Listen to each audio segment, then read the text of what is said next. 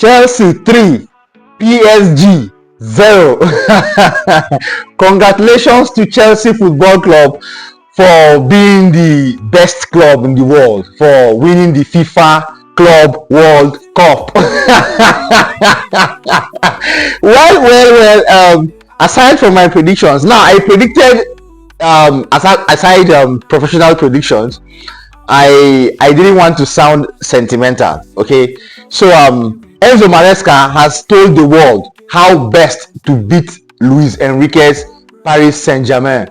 And this is no joke, it's no AI, it's not a comedy skit. Now, let us look at the tactical focal points of this game, okay? Now, we all thought PSG were unbeatable. We all thought PSG were unplayable. But Enzo Maresca's Chelsea Football Club, Enzo Maresca's young Chelsea boys have shown that PSG is nowhere. Do you understand me? Now, let's just take it like this.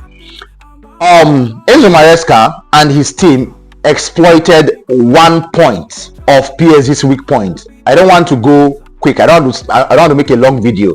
Where did they exploit? The left hand side of PSG's pitch.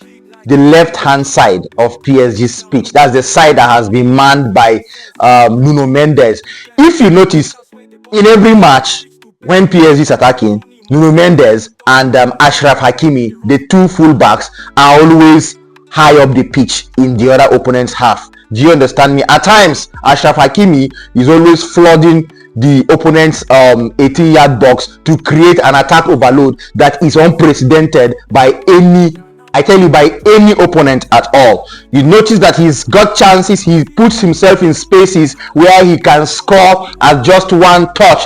And this is the reason why PSG play so well, because they overload your 18-yard box with up to 5 attackers. You have Nuno Mendes by the left, you have Achraf Hakimi by the right, and then you have the two deadly wingers, Vika Kvaratskhelia, and then you also have Desire Doué. Then Ousmane Dembele will also be in your 18-yard box. So you would find it hard to mark these boys out of the game. Do you understand? Chelsea tried to muzzle the PSG midfield. That was the reason why Reece James was brought in, for a midfield overload, and then for tactical discipline. Do you understand me? So there was supposed to be a channel for this attack to take heed, okay, or to take off. And Chelsea felt that the left hand side of the pitch, or the right hand side rather of the pitch, where Nuno Mendes was playing, was the better part of it. Why? There were more careful players and more tactically disciplined players for Chelsea on that right hand side. Who were they? Malo Gusto was busting down the wings with his pace, and then Cole Palmer was supposed to be there too, making the passes and then calling the shots and dictating the play. And then if you notice, towards the right hand side too, Joao Pedro was always around that side, especially when it comes to Chelsea attacking. So when he is central, when he goes central, and then the ball comes close to the 18-yard box of the PSG players, or PSG rather, then he drifts to the right. He did this more than 3 times, okay, which led to the 3rd goal. Do you understand me? Now, when he gives that dummy run and then Gusto gives his own, it is a kind of decoy that gives Cole Palmer the space to call the shots, and that was how the first two goals came into being. Okay, so this is just Chelsea's attack in a nutshell. Chelsea did not even use their plan B, crosses.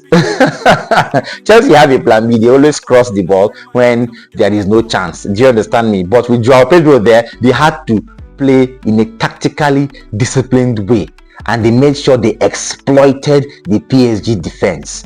If not, this game would have been a disaster. Do you understand me? Congrats to Chelsea for making use of the weakness, or exploiting the weakness of Paris Saint-Germain.